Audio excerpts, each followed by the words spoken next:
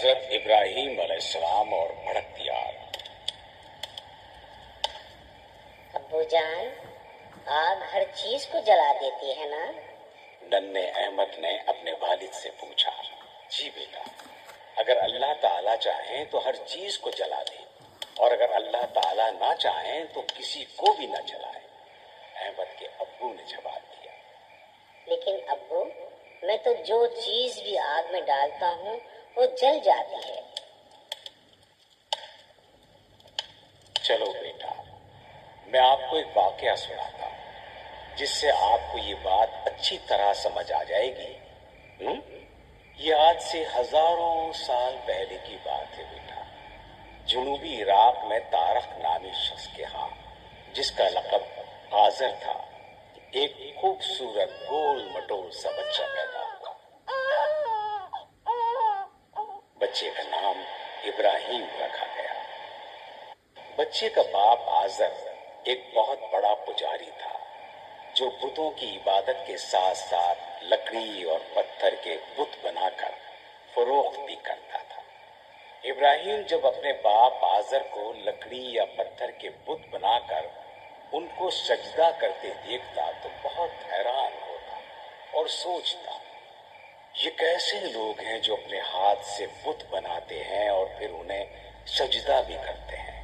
ایک دن ابراہیم نے اپنے والد آذر سے کہا، ابا جان، مجھے یہ بات سمجھ نہیں آتی کہ آپ اپنے ہاتھوں سے پتھر تراش کر بت بناتے ہیں، اور جب وہ مکمل ہوتا ہے تو آپ اسے اپنا خدا بنا کر سجدہ کرتے ہیں، جبکہ وہ نہ بولتا ہے، نہ سنتا ہے اور نہ ہی دیکھتا ہے، اور حد تو یہ ہے کہ اگر کوئی مکھی اس کے چہرے پر بیٹھ جائے تو اسے اڑا بھی نہیں سکتا۔ ایسا خدا آپ کو کیا دے گا؟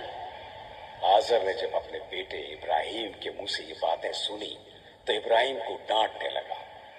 ابراہیم نے ایک دفعہ رات کو آسمان پر چمکتے ہوئے ایک ستارے کو دیکھا جو انتہائی خوبصورت لگ رہا تھا۔ ابراہیم نے کہا، میرا خدا تو یہ ہے۔ لیکن جب صبح ہوئی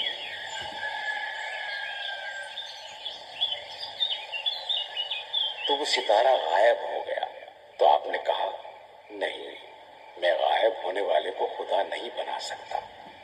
اگلے دن آپ نے آسمان پر چمکتے ہوئے 14ویں کے چاند کو دیکھا جو انتہائی خوبصورت لگ رہا تھا۔ اس کی چاندنی میں ہر چیز چمک رہی تھی۔ آپ نے کہا، میرا خدا تو یہ ہے۔ لیکن صبح ہوتے ہی وہ بھی غائب ہو گیا۔ تو آپ نے کہا، میں غائب ہونے والوں کو اپنا خدا نہیں بنا سکتا۔ پھر آپ نے سورج کو دیکھا جس کی روشنی میں دنیا کی ہر چیز روشن تھی۔ تو آپ نے کہا، میرا خدا یہ ہے۔ لیکن جب شام ہوئی تو سورج بھی غروب ہو گیا۔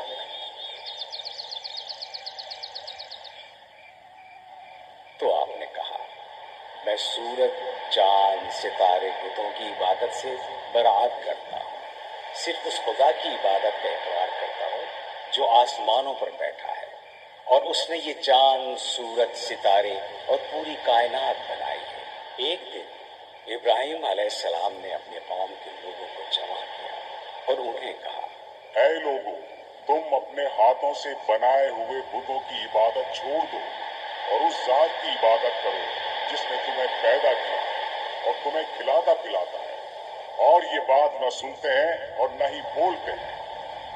لوگوں نے جب حضرت ابراہیم علیہ السلام کی باتیں سنی تو حضرت ابراہیم علیہ السلام کو برا بھلا کہتے ہوئے چلے گئے۔ حضرت ابراہیم علیہ السلام سوچنے لگے کہ ان لوگوں کو کیسے سمجھایا جائے کہ یہ بت خدا نہیں بن سکتے بلکہ یہ تو خود محتاج ہے۔ آخر آپ کے ذہن میں ایک ترکیب آئی۔ کچھ دنوں کے بعد جب بستی کے سارے لوگ ایک سالانہ میلے میں گئے ہوئے تھے تو حضرت ابراہیم علیہ السلام ایک کلہاڑا لے کر اس عمارت میں گئے جہاں بستی کے لوگوں نے بہت سارے بت رکھے تھے۔ حضرت ابراہیم علیہ السلام نے اللہ کا نام لے کر کلہاڑے سے بتوں کو توڑنا شروع کر دیا۔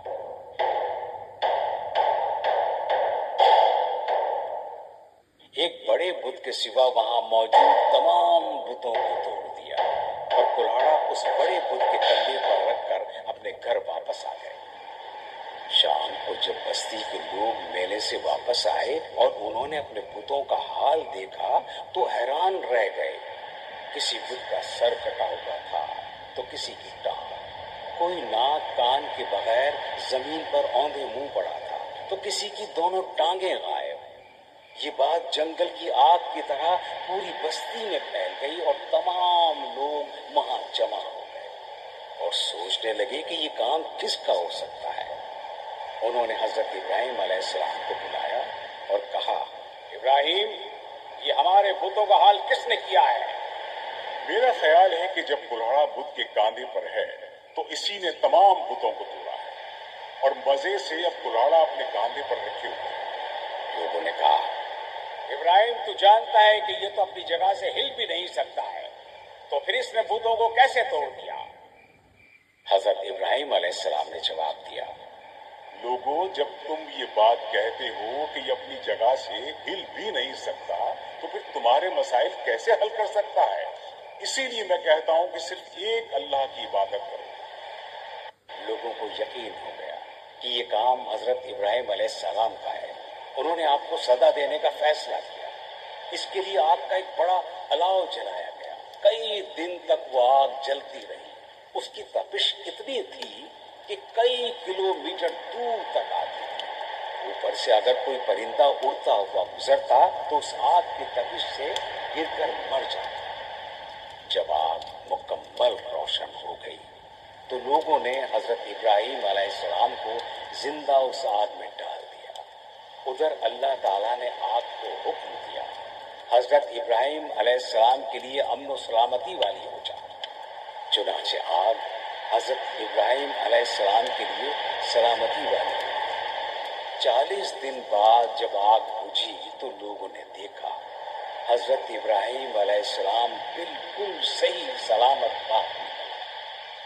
बाद में हजरत इब्राहिम अलैहिस्सलाम फरमाया करते थे कि जैसी मजे की जिंदगी मैंने इन 40 दिनों में गुजारी वैसी फिर नसीब नहीं हुई।